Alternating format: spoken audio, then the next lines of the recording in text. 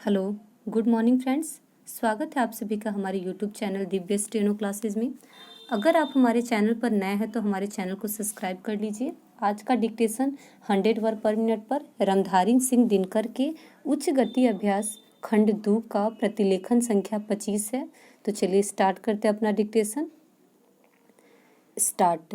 उपाध्यक्ष महोदय, आज स्वतंत्र भारत में जब हिंदी इस देश की राष्ट्रभाषा घोषित हो चुकी है, अब संघर्ष अथवा विरोध का समय नहीं रहा।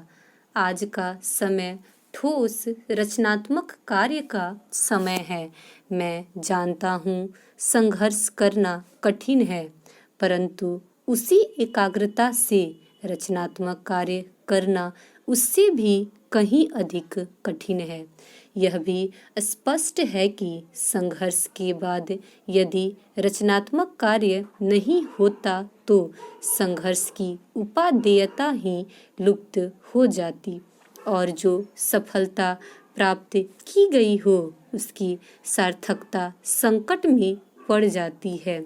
इसलिए रचनात्मक कार्य के समय को वास्तविक परीक्षा का समय माना जाता है, जिसमें उन सभी सिद्धांतों, उद्देश्यों और आदर्शों को पूरी परख होती है जिनका सहारा लेकर संघर्ष को जीवित रखा गया हो। हिंदी के हितैषियों और साहित्य सेवियों के लिए अब यही समय है। मैं कह सकता हूँ कि शायद पहले कभी उन पर इतना गंभीर दायित्व नहीं आया था जितना कि अब हिंदी के राष्ट्रभाषा बनने में आया है।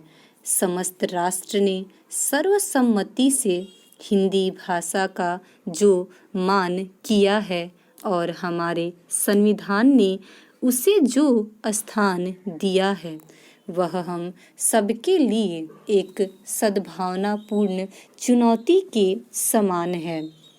यह निर्णय एक प्रकार से सभी हिंदी भाषियों और साहित्यिकों में विश्वास के प्रस्ताव के समान है।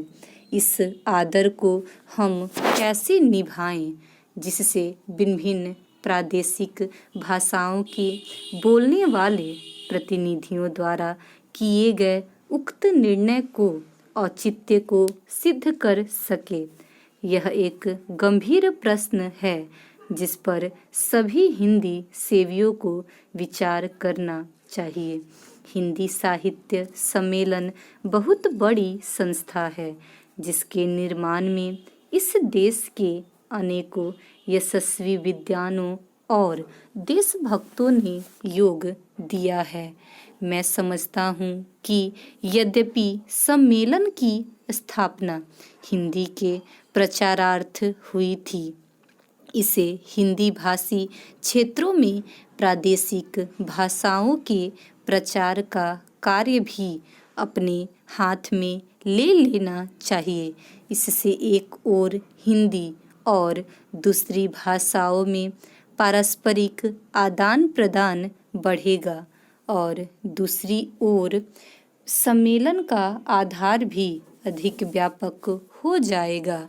मेरे विचार से यह कार्य राष्ट्रीय साहित्य, हिंदी भाषा और हिंदी साहित्य सम्मेलन तीनों के हित की दृष्टि से उचित होगा। बिहार हिंदी साहित्य सम्मेलन ने जिसके रजत जयंती समारोह के उद्घाटन के लिए आपने मुझे आमंत्रित करने की कृपा की है, 25 वर्षों से भी अधिक समय पूर्व सार्वजनिक कार्यक्षेत्र में पदार्पण किया था। इस राज्य के सभी लोग सम्मेलन की सेवाओं से भली प्रकार परिचित हैं।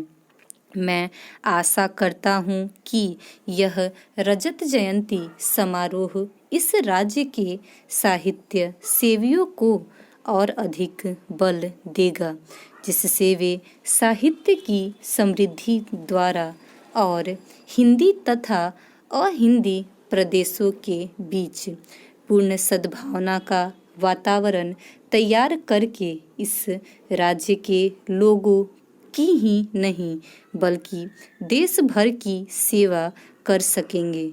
मेरे विचार से हिंदी साहित्य की श्रीवृद्धि करके और सभी भाषा भाषियों के साथ सद्भावनापूर्ण संबंध बनाए रखकर हम अपने कर्तव्य का पालन कर सकते हैं।